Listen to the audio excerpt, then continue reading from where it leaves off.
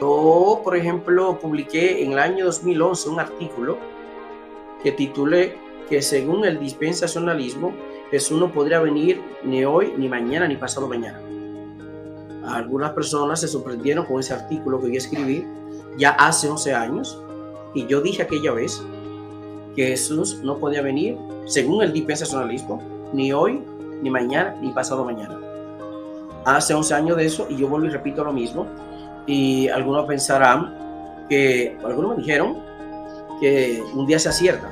Ok, bueno, lo que yo quería llamar la atención era que a la luz de algunos postulados del mismo dispensacionalismo, no era posible estar promoviendo una venida de Cristo con el famoso rapto, ¿verdad? En cualquier momento, y que G.J. Ávila se pasó toda la vida promoviendo un rapto de la iglesia, y que en cualquier momento se iniciaba, cuando, analizando el dispensacionalismo como sistema de pensamiento, tiene unos postulados que impiden que se promueva una venida de Cristo en cualquier momento, un rapto sorpresivo, porque el mismo dispensacionalismo, no eso yo que lo digo, el mismo dispensacionalismo tiene unos postulados que le impiden que yo crea, si somos consistentes, de que Jesucristo puede venir en cualquier momento. ¿Ok? Entonces, fíjense, desde el punto de vista crítico, desde el punto de vista de las ciencias bíblicas, desde el punto de vista judío, en su reflexión escatológica, desde el punto de vista teológico de la reflexión escatológica católica, también el pensamiento no dispensacionalista cristiano y reformado, se supone que God y Magog se utilizan de manera no literal en Ezequiel, y que así debe asumirse en donde en Apocalipsis, ¿ok? Así que de la misma manera en que Enoc y Ezequiel utilizaron esta referencia de manera indefinida, sin situarla en un momento histórico concreto, sin hacer referencia a personajes históricos concretos, sino como una representación de los enemigos de Dios en sentido general, creo que sería la línea más adecuada desde un acercamiento no dispensacionalista a la Biblia. Que el judío no esté esperando, o sea, el pensamiento religioso judío no esté esperando un ataque de China ni de Rusia, por lo menos teológicamente no. Los cristianos están promoviendo eso cada rato. O sea, para el pensamiento cristiano dispensacionalista se está fraguando algo, se está cuajando algo, como decimos en aquí, ¿verdad? En contra de Israel desde el punto de vista de los rusos, ¿verdad? Y China también incluida. Pero eso viene de lejos. Pero vuelvo y digo, llama la atención que no vemos a un pensamiento religioso judío. No estoy refiriéndome, por ejemplo, al judío que no es religioso. No estoy pensando en el judío religioso actual, porque también hay que corregir a gente que cree que todos los judíos son creyentes en el Torá, el Tanaj. No, eso no es verdad. Hay judíos que no creen en Dios y punto, y son judíos y que tienen un pensamiento no religioso, son arreligiosos, pero son judíos. Pero los que son religiosos, digamos, específicamente los que están familiarizados con alguna de las corrientes religiosas del pensamiento judío, ¿verdad? En cualquiera de sus variantes, no vemos, no sé si tú has escuchado algún judío del pensamiento judío ortodoxo que esté promoviendo un ataque o un plan de Rusia y China y otros países contra Israel.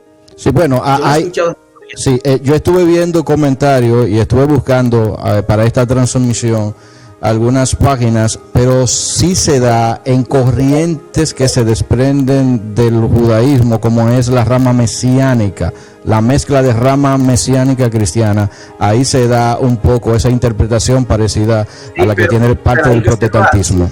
Pero una observación. La judío mesiánica no se desprende del judaísmo, es del cristianismo, que se han ido buscando el judaísmo las famosas raíces hebreas. Correcto, de la fe cristiana. De acuerdo. La famosa rica savia.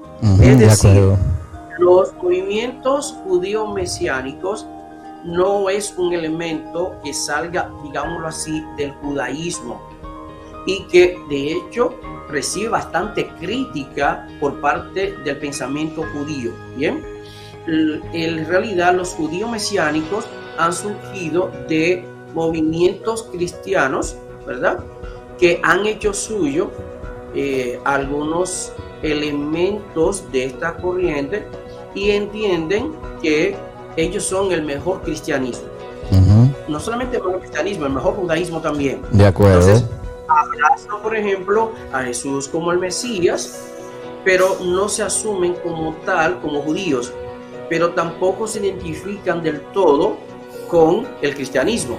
O sea, promueven una interpretación judía del Nuevo Testamento y, por otro lado, asumen una interpretación, digámoslo así, casi cristiana de la fe judía, o digamos, del Tanaj, los textos de la Biblia hebrea. ¿Por qué? Por ejemplo, ¿qué divide hoy, hasta el sol de hoy, al judaísmo como tal del pensamiento cristiano? Bueno, que Jesús no es el Mesías.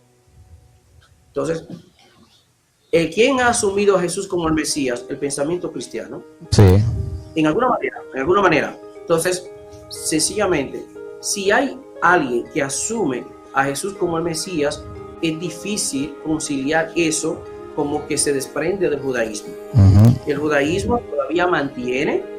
De hecho, hay un libro muy bueno de Jacobo Neusner donde él habla de un diálogo con Jesús, específicamente de Jesús del Mateo, y llega a la conclusión que después de escuchar a Jesús y ver qué tanto de la Torá hay en el pensamiento de Jesús, él lo escucharía, le diría: bueno, Jesús, que te vaya bien, estate tranquilo, y se va para su casa a jugar con su familia y con su perro. Así decía Jacobo Neusner, entendiendo que desde el punto de vista del discurso como tal de Jesús, en lo que se pudiera considerar el evangelio más judío, ¿verdad?, el evangelio de Mateo, él aún, a la luz del Jesús que se ve en el evangelio de Mateo, él seguiría siendo judío. Después de escucharlo, después de ver todo lo que él plantea, etcétera, bueno, él le diría, dice Jacobo Neusner, bueno, no me presentas nada nuevo, ni nada que me obligue a abandonar mi fe judía. Por lo tanto, sigue siendo judío y que te vaya bien, Jesús. Entonces, quienes han asumido una postura de mezclar ciertas, incluso prácticas judías, además se cambian los nombres. Sí. El que se llamaba Víctor ya no se llama Víctor, ya sí. Se llama hijo de quién, no sé, Ben Abraham, Ben Mijael, no sé quién. Hay varias formas de indicar que ellos están asumiendo algunas posturas del pensamiento judío, pero no se declaran judíos. Al final entienden que Jesús es el Mesías. Entonces, es bueno aclarar eso para que se entienda que del pensamiento judío como tal no existe la posibilidad de asumir a Jesús como el Mesías y asumir el Nuevo Testamento como un texto autoritativo, normativo para el pensamiento religioso judío. Bien, bueno, no sé si ya tienes ya está lista la imagen, sí.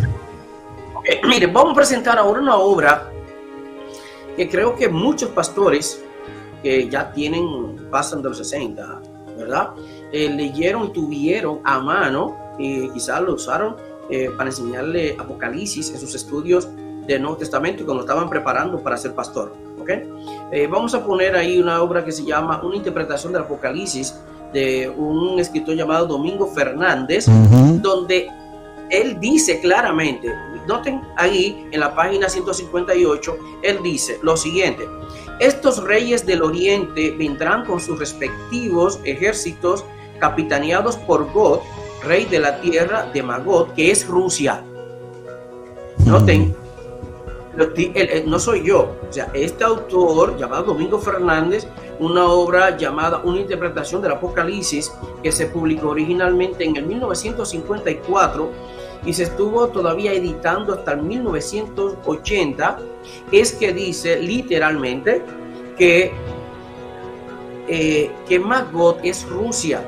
Entonces, dice él, ¿qué debemos entender por las palabras reyes del oriente? Noten ahora, esto incluye al Japón, China, la India y otros países con Rusia a la cabeza. De hecho, de la palabra Rosh, que se utiliza en hebreo para indicar gobernante o príncipe en Ezequiel 38:2, se ha querido derivar a Rusia, cuando Rosh no tiene esa implicación en ninguna manera, pero ni Rosh es Rusia y mucho menos vemos aquí que Magog sea Rusia también, ¿ok? Pero como digo, esta obra se vendió muchísimo. Bueno, yo recuerdo mi papá, por ejemplo, que era un pastor pentecostal, la tenía, y ahí fueron mis primeros contactos con esta obra. Y en su interpretación, por ejemplo, de los 7 jinetes, él hablaba precisamente que el jinete del caballo rojo, Domingo Fernández, era todo, exactamente está ahí, era quien el ejército de Rusia. Lo interesante fue que luego la Unión Soviética desapareció, ¿verdad?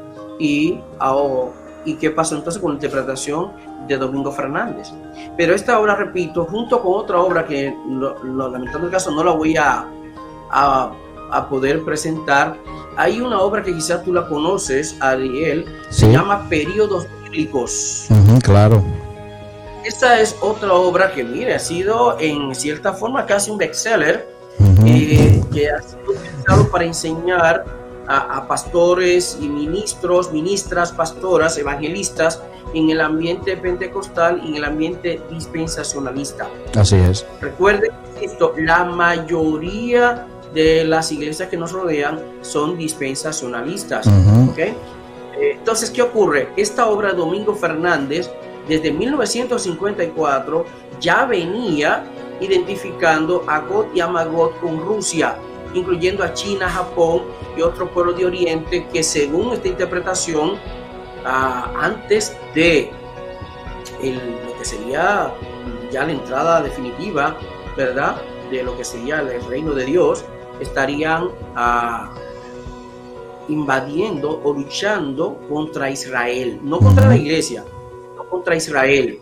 Ahora bien, hay otra obra. Noten, le estamos poniendo los puntos sobre la I, ¿ok? Para que nadie diga que yo estoy aquí adulterando y diciendo cosas que no son. Así es. Estoy citando la página. Pero hay otra obra, miren esta es otra obra que los que quieran conocer el dispensacionalismo, cómo es que funciona y cuáles son sus premisas, miren esta obra aquí. Se llama Diccionario de Teología Premilenarista. Entonces voy a citar esta obra y luego voy a ver qué dice de Gog y Magog, que va en la misma línea de la obra de Domingo Fernández, ¿verdad? Va en la misma línea. Y entonces después voy a terminar diciendo cuáles son las premisas metodológicas que tiene el dispensacionalismo y por qué maneja la Biblia como la maneja. Bien, entonces voy a leer lo siguiente. Miren, Gog y Magog dice así: se predice una masiva invasión futura de Israel por las fuerzas armadas de 6 naciones, Ezequiel 38 y 39. 5 de esas naciones son identificadas en el 38, 5 y 6 con los nombres que tenían en los tiempos de Ezequiel. Persia, y ahí dan otro detalle, pero vamos aquí al punto.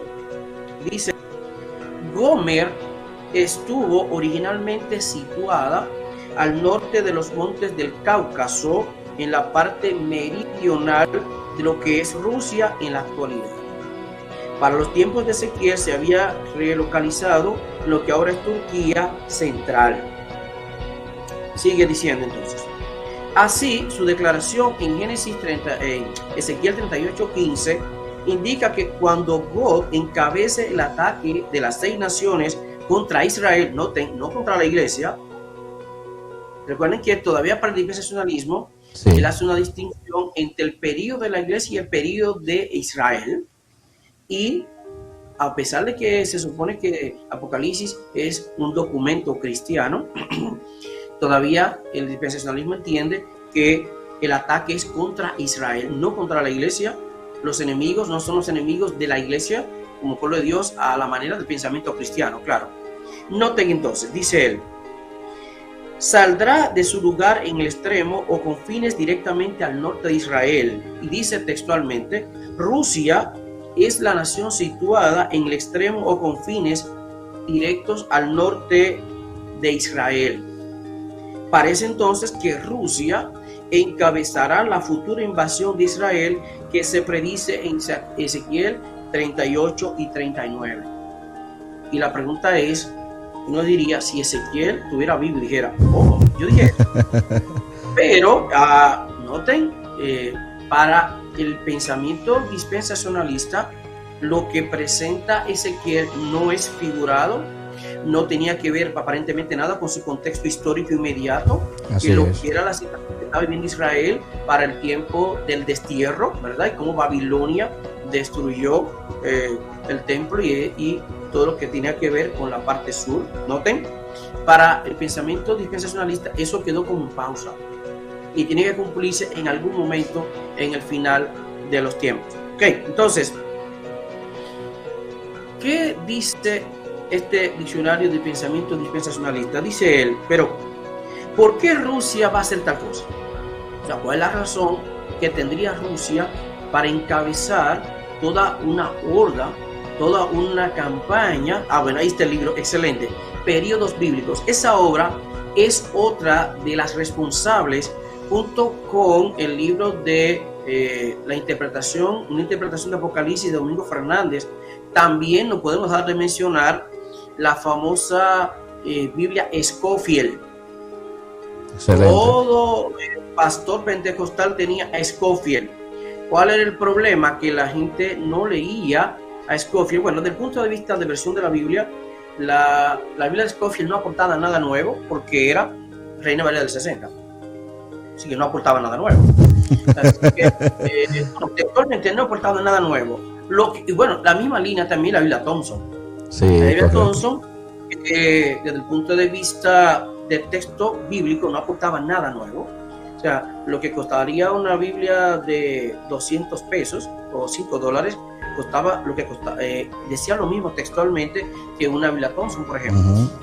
Pero, ¿qué ocurre? Scofield influyó muchísimo en el pensamiento cristiano porque muchas personas que quizás nunca se compraron una obra de teología o un comentario bíblico tenían la obra de Scofield. Y en la obra de Scofield, con sus anotaciones, la gente fue leyendo, interpretando la Biblia sin darse cuenta que estaban siguiendo simplemente una metodología de estudio bíblico y que no en realidad estaban interpretando la Biblia con libertad.